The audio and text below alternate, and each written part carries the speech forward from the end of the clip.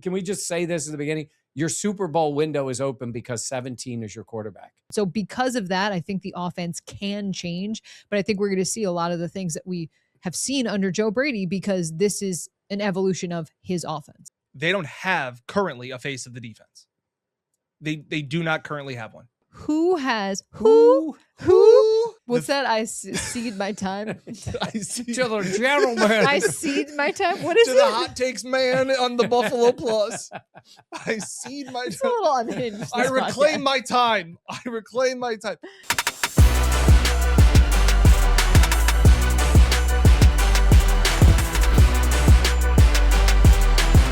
Now, from the Connors and Ferris podcast studio, this is the Buffalo Plus podcast.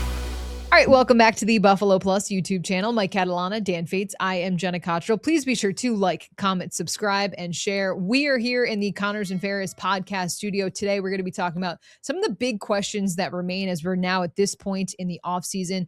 What are the expectations now? How will this offense change with Joe Brady having full say? Did Beane do enough?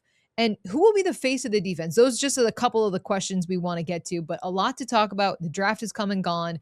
Now it's time for rookie minicamp coming up, the continuation, and then training camp coming around the corner. But before we get into that, there's some shout outs you'd like to do. Yeah. So Dan and I happened to be at the Sabres game last night. Had a few people come up. Sean and Tyler, I told you guys we were going to mention you on the pod.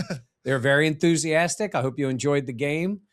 For game number 1 against the Canadians. So thank you for coming up and saying hello. And Ashton, who's from Rochester area, Rondequoit, came up to talk to me when I was editing at the end. He's like, I love Buffalo Plus. So Ashton, thanks for coming up and saying hello. And we say this all the time. When you see us, come up and say hi. And if it's not, if you're talking to Mike, you'll be fine. If you're talking to us, we might be awkward, but that's just how we are. Facts. Really? I don't think so. Yeah. Slightly. You're a pro. You're a pro. Yeah. You're a Hall of Famer. Yeah. So can I add one other thing about the Sabres game? Dan What? and I had a little thing going last night. So they have a 50-50. You know me. So we bought tickets. Yes. And when we won, we were going to tell you that we won and then say we were going to give you like $1,000. I'll take it. I'm not about to hate on it. Mike did look at me at one point and goes, if we win, do we win? Or do we win? And I said, well, it's we. And he's like, yeah, totally. And he goes, but we make it seem like. Oh, we make it seem like just Mike Dan and I are keeping the money. Oh, well, who started us on the 50-50 train? You did. You're the first person to ever buy a 50-50 ticket? I've gone to a lot of games By the with way, Mike. We have never bought a 50-50 ticket before we did that day. That's right. I had never done that before. Yeah. But anyhow, we were ready. And by the way, breaking news, we didn't win. So yes, we're still here. Other housekeeping stuff. We're recording this on Thursday afternoon. Friday is the Bills rookie minicamp. Mike and I will be up there. It's a busy day because the Sabres also have game 2. So there won't be an immediate post-pod reaction. We'll save that for next week. So for everybody setting their calendars for Buffalo Plus at home, we will break down and we're going to talk to the rookies, but then we got to jet right across town to go to the Sabres game 2. So we will have something either Monday or Tuesday of next week. Yeah. And next week also is when the schedule is going to come out for the NFL. At least that's the impression. So yeah. What are you going to be doing? I'll be working. You going to be working? I'm going to be working. Jenna, what are you going to be doing?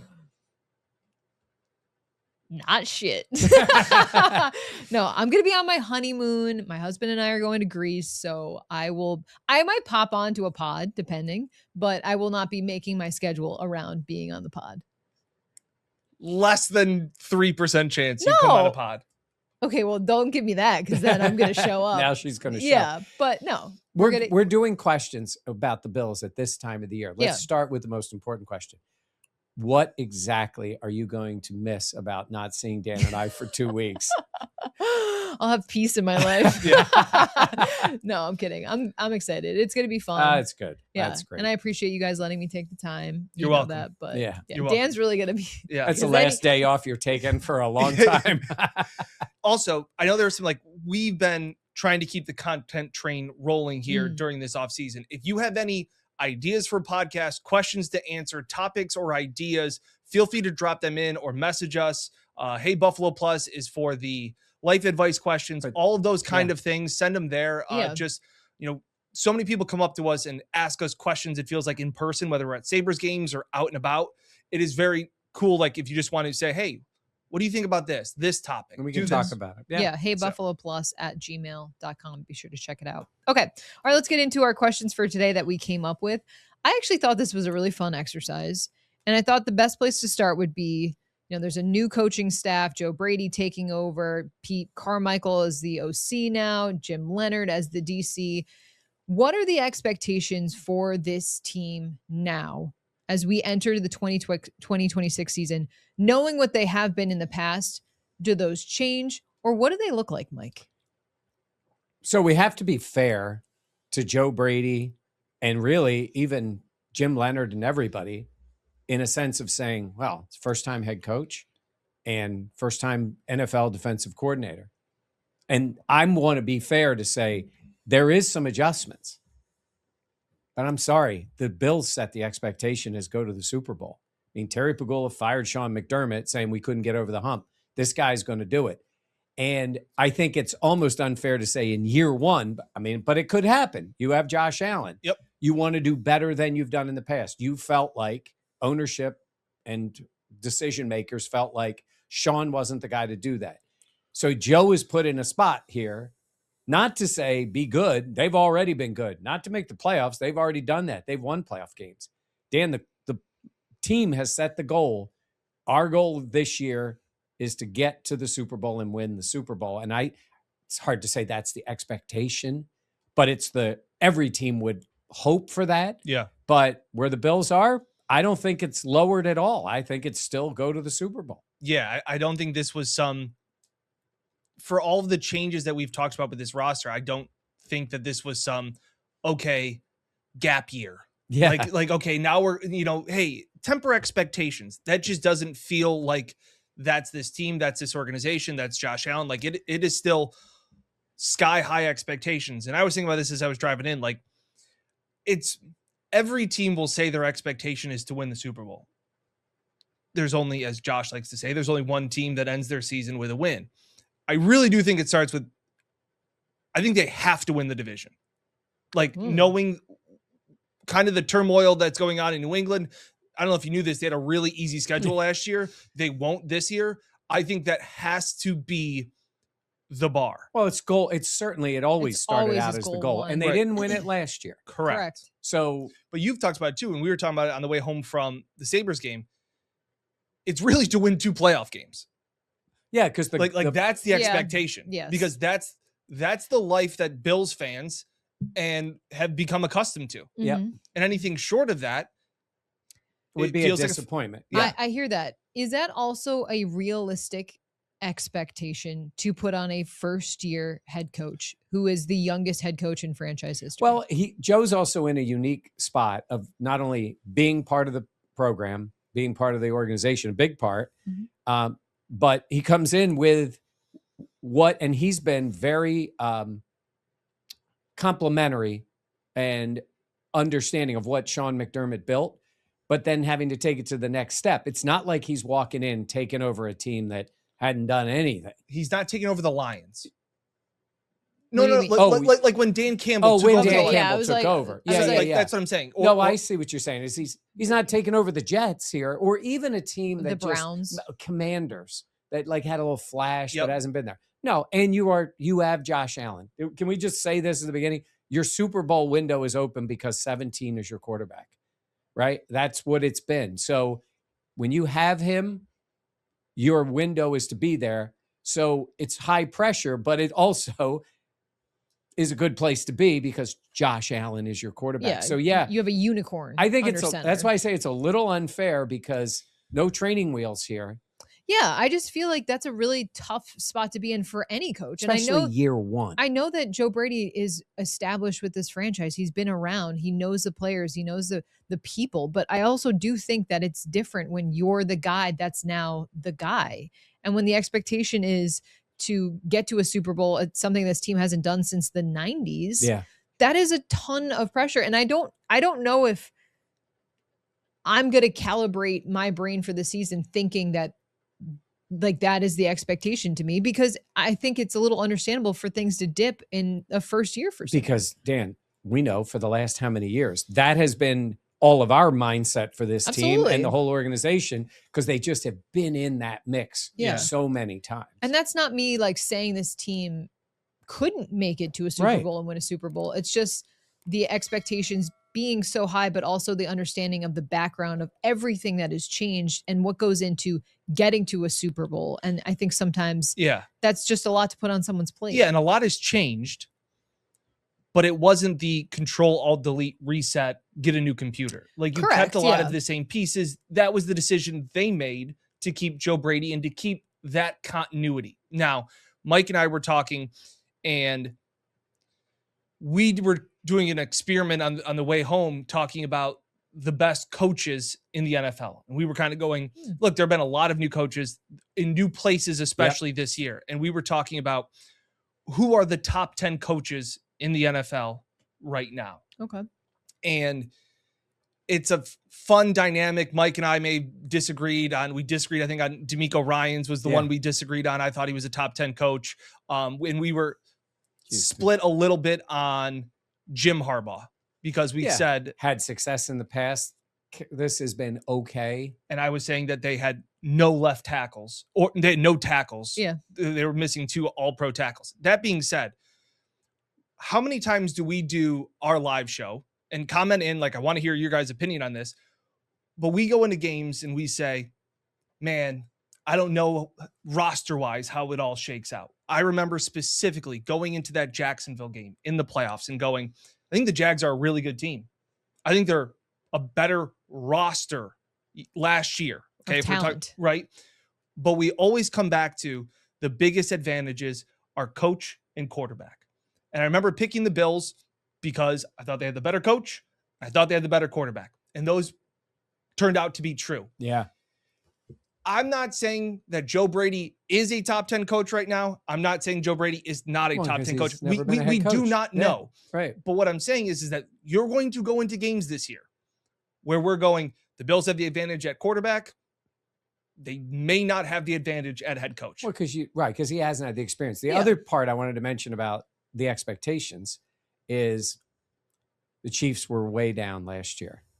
If they get Mahomes healthy, they made a few moves, like we'll see what they are. The Broncos have gotten closer and closer. They've been the team that's been, moving their way up. You just mentioned the Chargers. The Ravens made changes and also were very aggressive in their offseason, right? So you start looking around and you're like, when Jacksonville was good, right? I mean, you start looking around Houston, like what they can get. Cincinnati, if they're healthy, they added actual defense this year. I just look at it and go, I think the conference moved up too, or at least potentially did.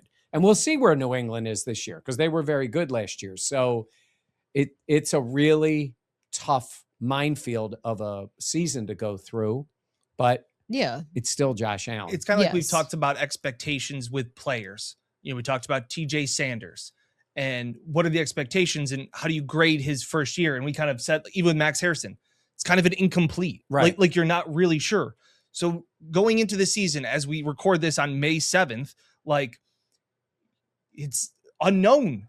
You knew what you had with Sean, and now you're doing something different. And again, I think we'll get to the offense, but there is some changes that may be expected on offense, but there's a big change in the philosophy, the messaging. That is going to be different. And I know a lot of people have asked about the vibes. What are the vibes like? Are the vibes going to be different? All of that plays into it, but I'm just saying, it is an uncertainty at the head coaching position, but it does not change the expectations that they have built, mainly because, like you said, of Josh Allen. They have Josh Allen. And they said it. It's true. I feel like the Bills felt like they knew where their ceiling was with Sean. And now you're hoping that ceiling is higher with Brady. Right. But you also don't know yet where the floor is. Right. Because they've avoided that. Yeah. It's a good start. That's a good first question. Yeah. Yeah. Thank you. All right. Also real quick, I feel like being a head coach, I love children. I've been around a lot of kids. I feel like it's like becoming a parent. I'm not a parent, but I feel like I know a lot, but then like when you're in that spot, Yes. it's just different. And I think we've talked to a lot of coaches that have become first-time head coaches, and they say essentially that, yeah, you think you know, and then you find out. Yeah. Well, when you do become a parent, we're going to have high expectations for you. You're going to have to meet those. She got Taylor down for a nap the one time, and I Yeah. walked in there, and she's still holding her. She's like, "What do I do?" Well, I was like, Just set her down, set her in the crib. I know, but I'm like, I don't want to drop this sweet angel perfect baby. Well, maybe I should lower the expectations now. Should I be like a player? No one has higher expectations Yes. on Than I do themselves for myself. than I do for myself. All right, so that brings us to our next question. How will the offense change with Joe Brady having total say now? And I think that's an important question. What do you think, Dan? I don't know how much it's really going to change. And I don't mean to try and dodge that question. I just don't know. I think there's enough that we know about Joe Brady and his time here in Buffalo that I don't expect some massive change. I know we talked about it a little bit on previous podcasts. I just don't think there's some governor. I don't think there's something that was being held back. I don't think Sean McDermott was ever going around going, I don't want to score points. And there was a time I asked Sean. He said, he said, my goal, what I want from my team is to move the ball and score points. So I think that Joe has struggled at times. Part of that is the personnel. I forgot about that. That was funny. That was funny. Yeah. It was probably not for you. I felt uncomfortable for you. What do you mean? Didn't he say that to you? It's basically what he said. I said, were you had a good answer. We were to set the scene. We were in a Sean press conference. This was how many years ago? So this 3? would have been 2019. Oh, okay. So it's been a minute. It's 2019. I think it was. And you asked about his offense. Midway through the season, asking about the offense. And I said, are you happy with the performance of your offense? Something along those lines. It wasn't some talk to me about your offense. It was, and he kind of, you ask a question and you expect to get an answer. And instead I got a question back from Sean. Which you were prepared. I had written out like, you are 23rd in yards per game. You're 28th in points per game. Is that good enough? And he's like, well, what do you mean happy? And I'm sitting there as my third year on the beat, being in a way grilled by the head coach that like, this is a clown question, bro. and I kind of came back and was just like, are you satisfied with this offense? Is this offense good enough? And he gave it back to me and said, at the end of the day, I'm only happy when we move the ball and score points, and then walked off. And and the best part was the following year, it was Zoom, it was COVID, and the offense was awesome. And I got to ask him, hey, Sean, last year, I asked you, were you satisfied? Of course you did that. You were satisfied about your offense. And to see kind of the smirk in Sean's face as the question kind of proposed, and he's like, yeah, I'm a lot happier with the offense this year. So it's a detour to get to the point of like, I don't think that Sean was again, he's an Andy Reid guy. He wants to be able to put up points and have an offensive attack. Did he have maybe different philosophies or his mindset? Yeah, that's the head coach's job, is to say, this is how I think we can attack a team this week. And let's install a game plan for that. But I don't expect the Bills offense to change that much. The question is DJ Moore, and this is kind of the question inside the question, is DJ Moore a true number one wide receiver for Josh? Just by the way, you doing this and saying DJ Moore, we got to put music to that. It's just clip that. Real quick. You go ahead, real quick. Jenna. No. Just a quick aside. Yesterday, Dan and Mike were at the Sabres, and they sent back something for me to run in the 11 o'clock newscast. And Dan, the entire time you were talking, Mike was like rubbing his hands. It felt like that GIF or the meme of like the moth that's like doing this. It was just very funny, and you were kind of doing that. I don't know what to do with my hands. I wasn't holding the mic. What do I do with my hands? Hold your hands like this. Whatever. So Joe Brady. Do you expect there to be here's the way I look psychological, but I meant philosophical. Okay. The offense had success. The Bills have highlighted that success. They have promoted Joe Brady. Josh won an MVP. The running game was number 1 in the league. So I don't think there are things that Joe Brady was not doing with this offense. Was there influence by the head coach? Well, there always is. And Joe Brady's going to have influence on Jim Leonard. He's the head coach. That's what the head coach does. Right. He doesn't have a side of the ball. That's true.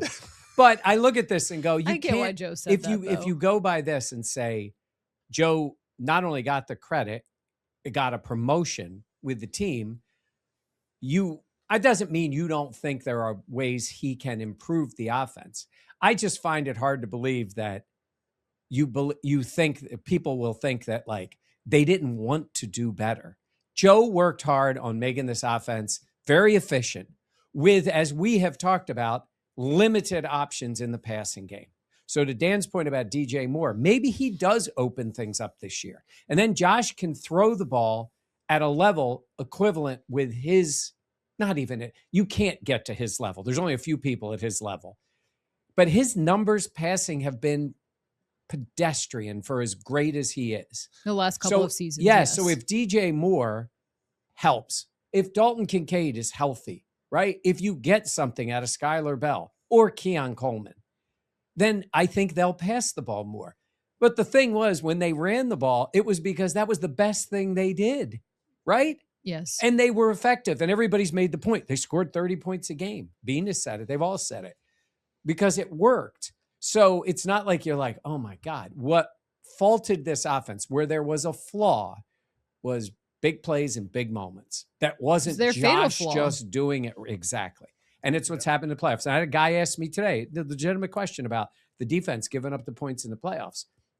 And you're right about total numbers. But sometimes it does come down to a dude making a play to help Josh Allen.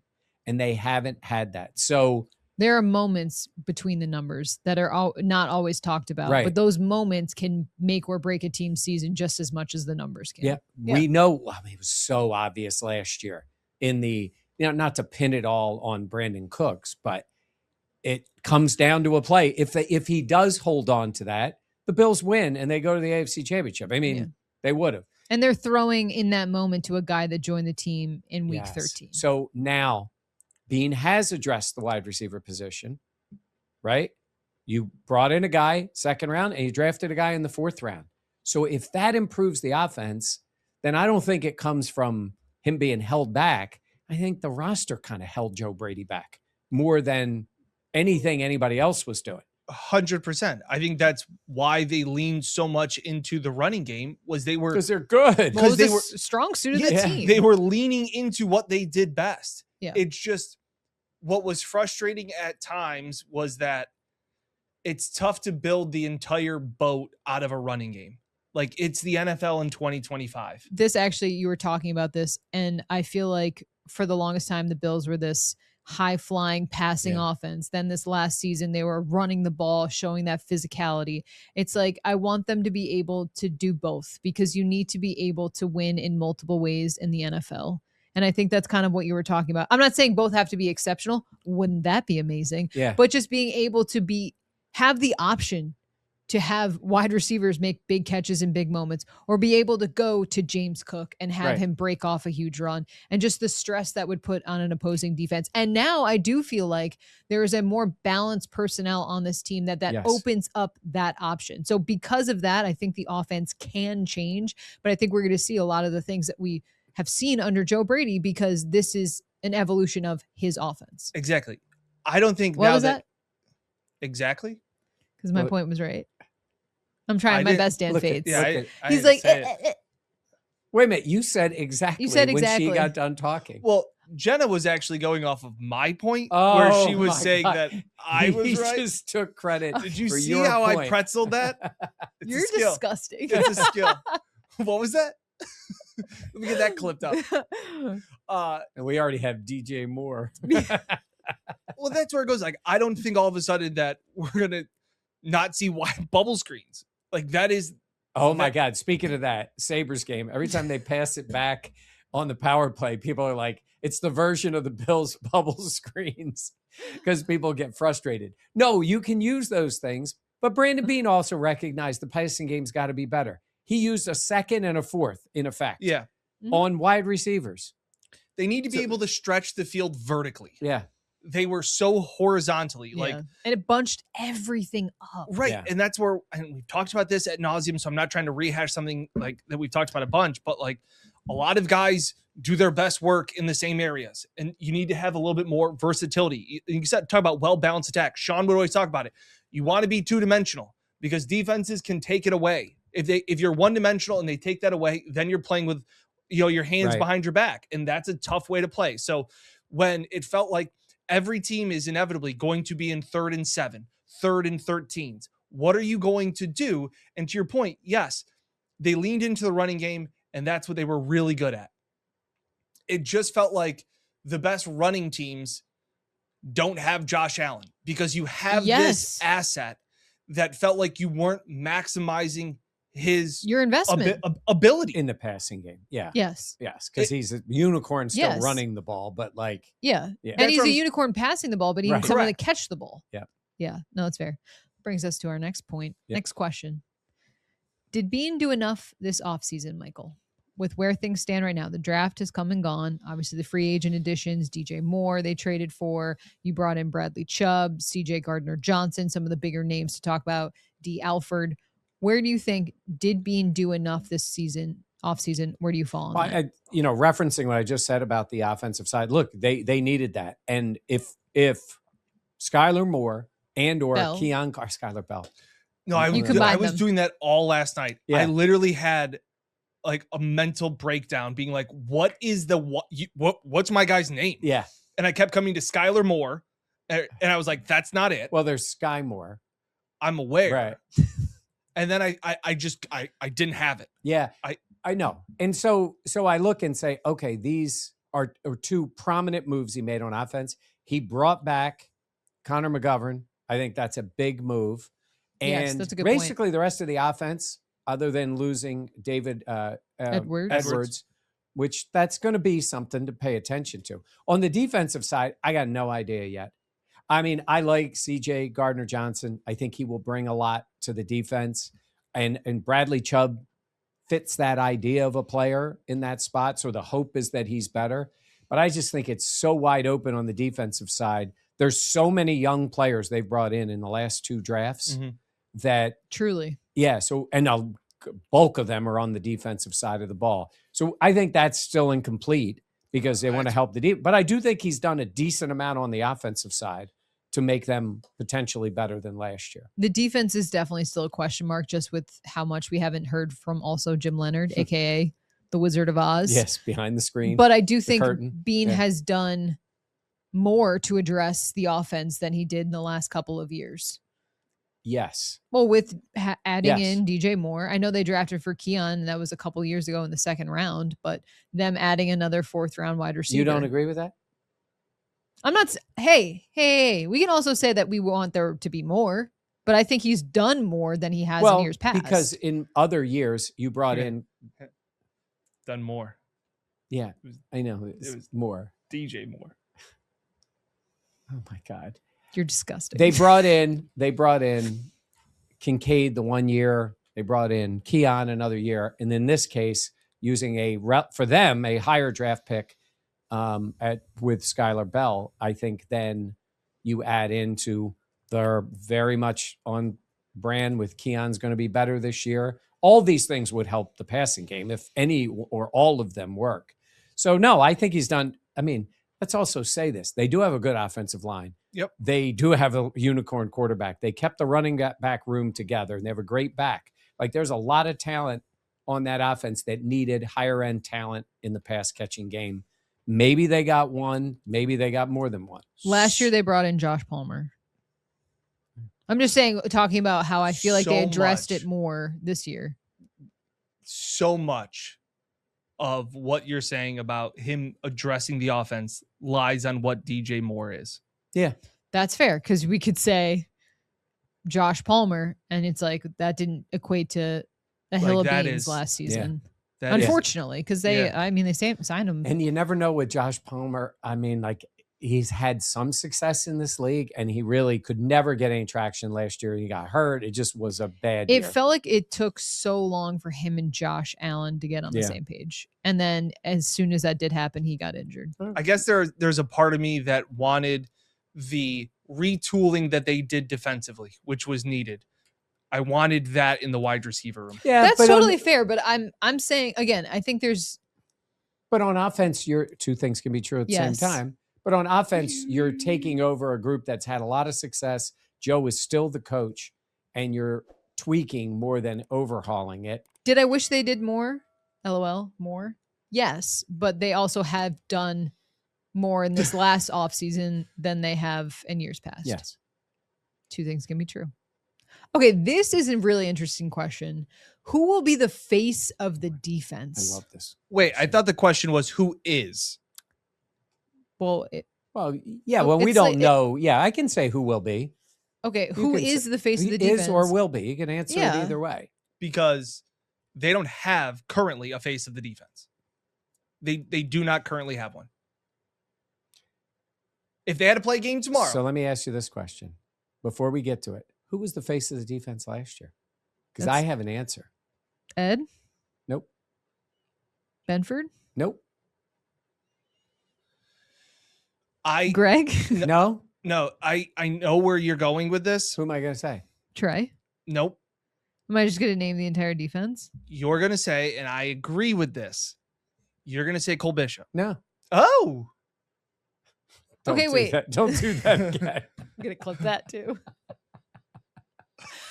Who are you going to say? Shaq Thompson.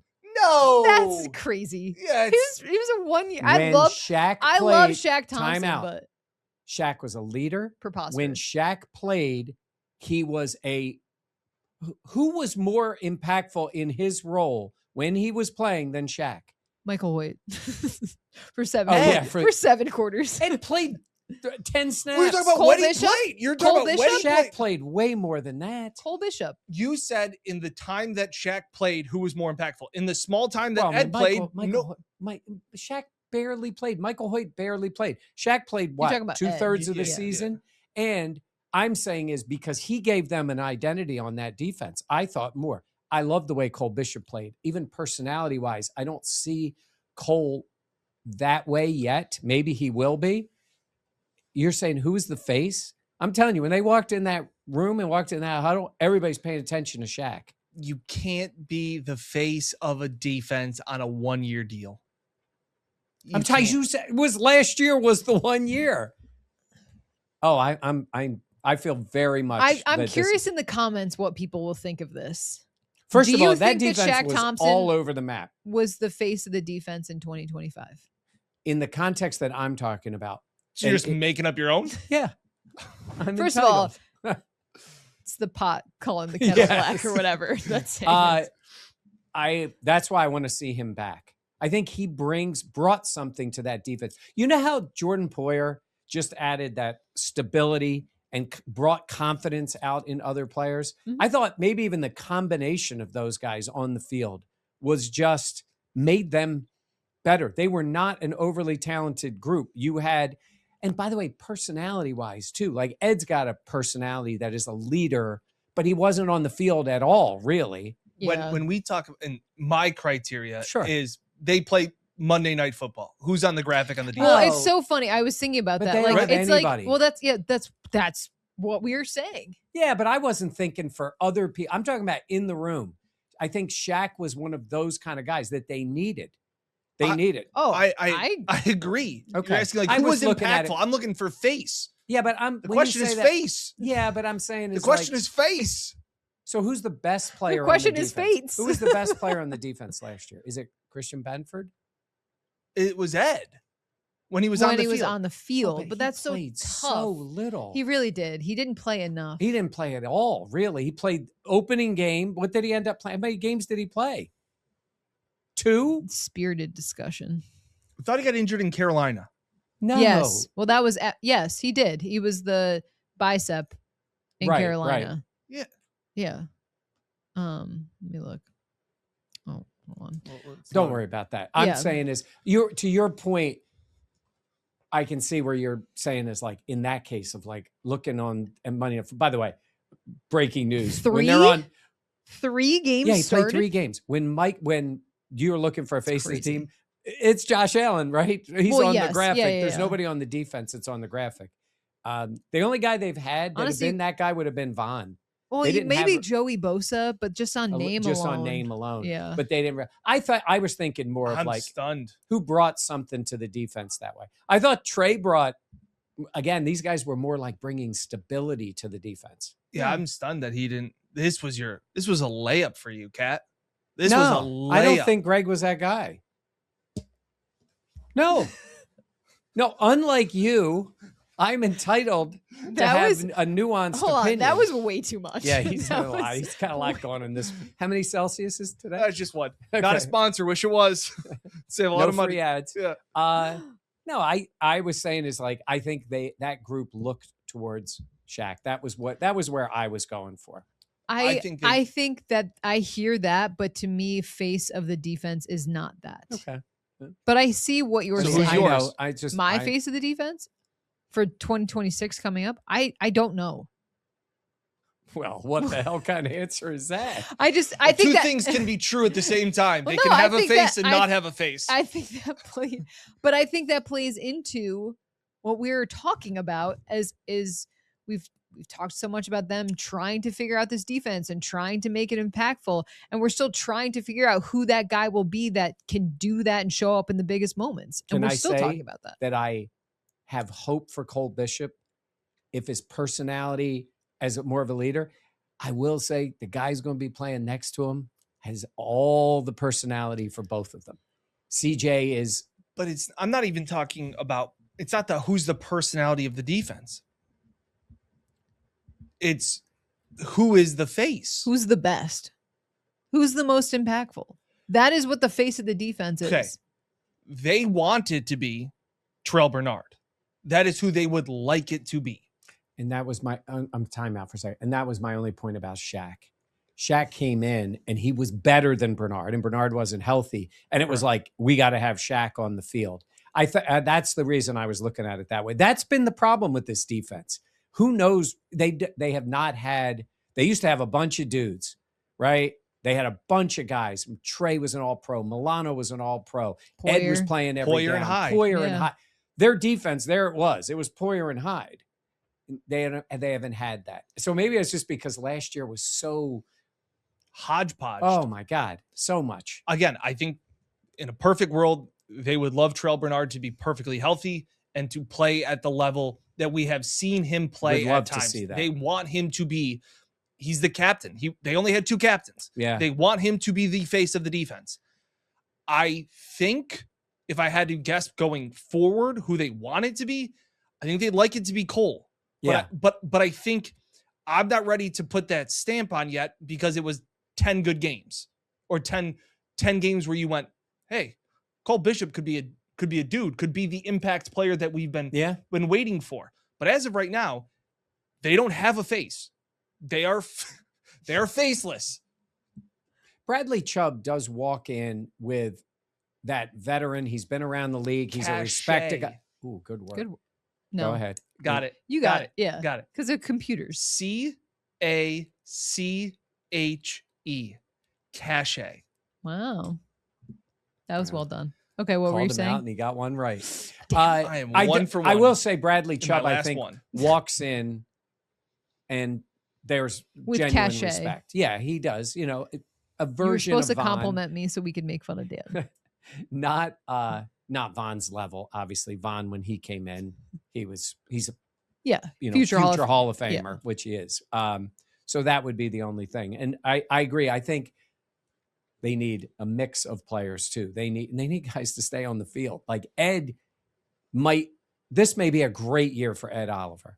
It Healthy, seemed so different encouraging. defense It that he seemed- comes back and then he becomes, because Ed's got all those things going for him. He's respected. He's got ability. He's been around. He's got personality He's too. got personality too. I think he's, so. So who do you think will be the face of the defense? I gotta bag out like you did and just say it's got to be determined. We don't know who's going to be on the field. I'm with you on thinking they want it to be Cole. They want Cole to be a leader. Mhm. And I think one they of the best want players. it to be Bernard. I agree. I think it will end up if the current trajectory, and again, we always talk about Sean McDermott wanted it to be Bernard. Yeah. You don't think Jim Leonard wants his safety to be Safety? I'm saying, you don't think that he's going to want to have the general, the leader back there where he is most comfortable. You said Terrell Bernard. That's why. I said they want it to be that. I think who it will be is Cole. Okay. Because of Jim Leonard. Okay. Because I think he. Yeah. That's. I would. Yeah.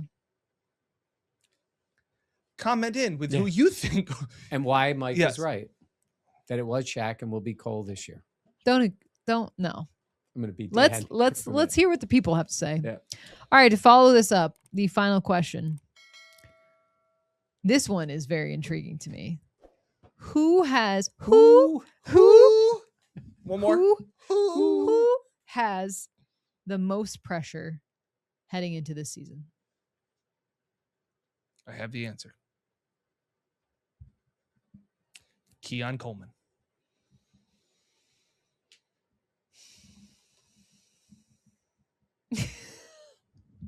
I don't think so. Mike does this thing where he's incredibly dismissive of your idea and you can't act like you're offended, but you're just like, what do you mean? I don't think it's Keon. Yeah, he's got pressure. Honestly, Keon did not enter my mind. Yeah. I think that's like the micro level Keon, but if you zoom out, it's Brandon Beane and it's Josh Allen to me. Yeah. And to some extent, Joe Brady, but yes, that's unfair to Joe. I agree. He hasn't been a head coach.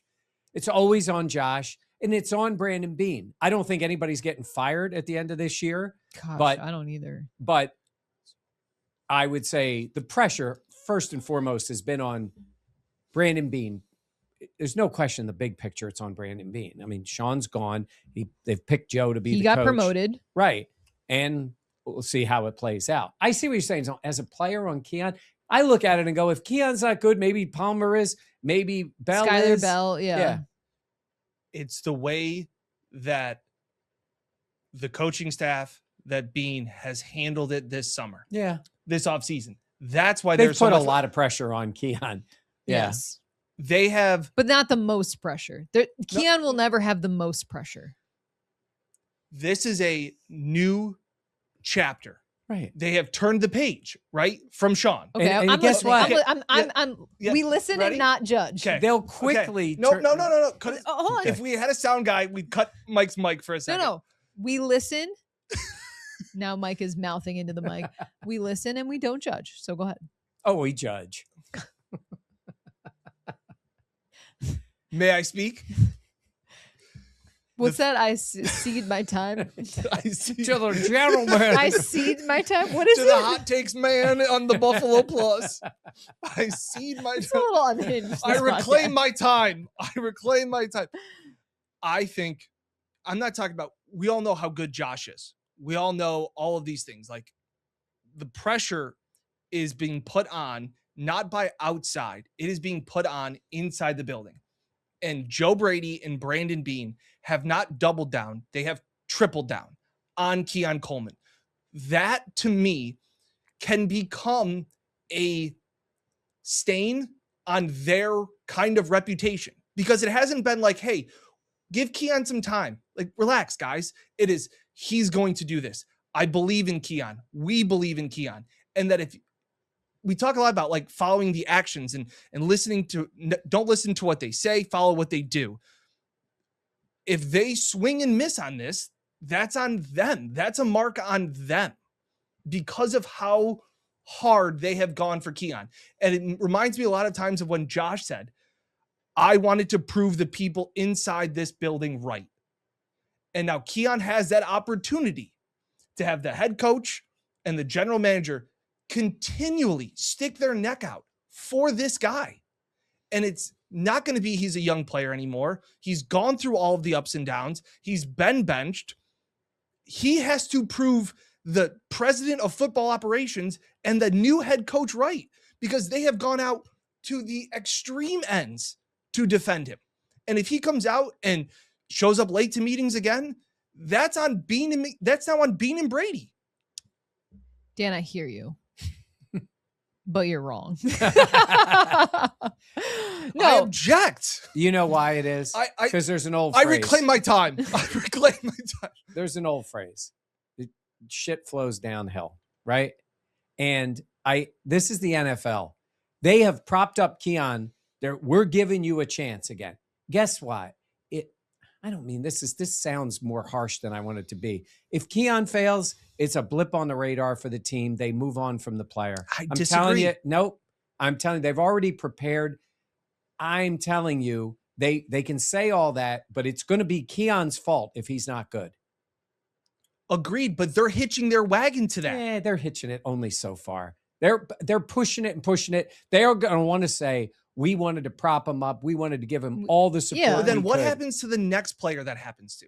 The next player that they hit, that they say, we got this guy. Well, we had this guy's if that back. player plays well. I was going to say that not every player not is every going player's to turn out. And Keon may do well. Like, we don't know how he's going to play. I just don't. Maybe it's just me. They've made him, in that sense, they've made him seem more important to this team than he is. Mm-hmm. I don't. Listen, you benched him for games. They could have given non-answers. They could have. I agree. This becomes more narrative driven. I'm just saying. But they're the ones with the narrative. Right. Well, this isn't crazy. Kyle. Nope. The guy that always is great podcasting. Yes. The scepter guy. Kyle Brandt. Kyle Brandt. Yeah. This isn't Kyle Brandt like saying, I believe in Keon Coleman. This is the head coach. And right. But this is the NFL. And when he fails, it's going to be the player's fault. Yes. Because they have. But he's really already failed because of his fault. I agree. Yeah. I agree. I hear you. I think it's not a great look. You guys both agreed. But just want down the record. I agree. But they'll buzz right by that. Your answer is especially to the somebody wrong else. Question. If your answer is to the wrong question. And if Skylar Bell is really good and Keon's gone, nobody will pay a stitch of attention. It'll be like, oh. That's just the way the league works. Right? 1000%, Mike. It's the way the league works. Who has the most pressure? I say it's Beane. It's got to be Beane. Yeah. Because of all the moves that were made in the offseason, the fact that he got a promotion, that he can say unequivocally, this is his team. There's no Sean McDermott left. Right. Like, it is his group. He is making the decision making. He was the guy that helped promote Joe Brady. Because of that, you have the most pressure. That's how it works. And then outside of that, Joe Brady will also have pressure because he is a head coach that has Josh Allen at the quarterback, and your Super Bowl window is always open. And then also Josh Allen, because he has not been able to get this team to where they've ultimately always wanted to go. Now, I will say this, what they have done has, oddly, I said this before, made me feel a little badly for Keon. Agreed. Right, because it's like it feels like Keon has shown the team like who he is, like, and they're continuing to back that. And so that's how I feel now. Like, it's the fool me once, shame on you, fool me twice, shame on me. And it feels like they're doubling down. That's where it feels like then that kind of stuff sticks to head coaches that hitch their wagons but in to the room, wrong in the place. If Keon's got support from people, they're going to want that the team is supporting. Yeah. But hear me this way. Mike McDaniel, like, was all about Tua, and Tua failed and he got fired. Tua was a franchise quarterback. That's not the same as the fourth wide receiver. Correct. That's why it's even more insane to me. But there's that Keon would have. It's a lot harder to move on from a franchise quarterback. Yeah. Than it is from a. I'm talking about the repercussions of it, but it's the fact of, to me, it's a little bit of your reputation. Beans, the offseason move of Sean McDermott getting fired blows everything else out of the water. All of that. Yeah. I understand. That's why I just don't think. I think Keon has immense pressure on him for his own career. Correct. Yeah.